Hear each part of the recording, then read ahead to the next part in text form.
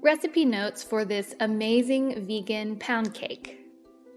I'm not gonna lie, I was a little skeptical about how this would turn out, being the huge pound cake fan that I am. But I have to tell you, I'm so impressed with this. It only took a couple of tests to really nail it.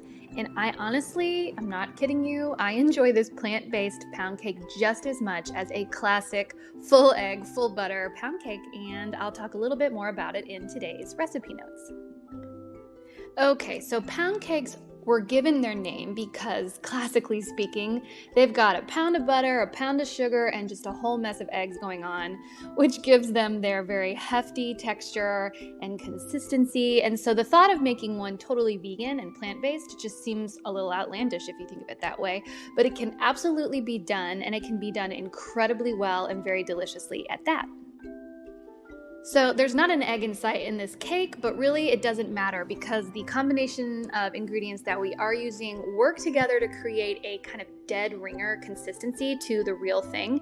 And there are only two sort of vegan alternative ingredients that I'm going to have you purchase for this recipe. One is vegan sour cream and the other is vegan butter, both of which are readily available at any major American supermarket. There is sugar in the recipe, and there's also a good amount of vanilla. And I think the vanilla coupled with the lemon really help to give this cake such an amazing depth of flavor.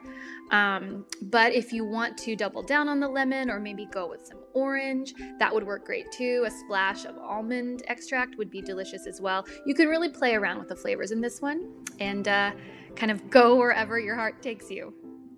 I honestly like this cake so much. I enjoy it plain, like with a cup of coffee. It's like the perfect midday kind of pick-me-up.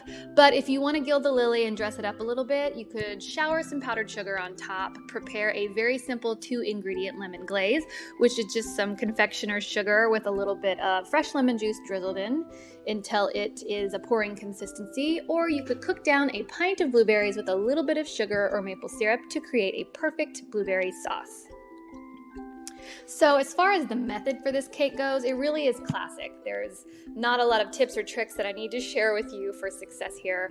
However, there are a couple of important things that I tend to say every time I have a cake recipe going on. One, don't overmix the batter. It will get things really tough. It'll overwork glutens. We're not making bread here. We're making cake. So just stir it enough to get things mixed and blended and then leave it alone.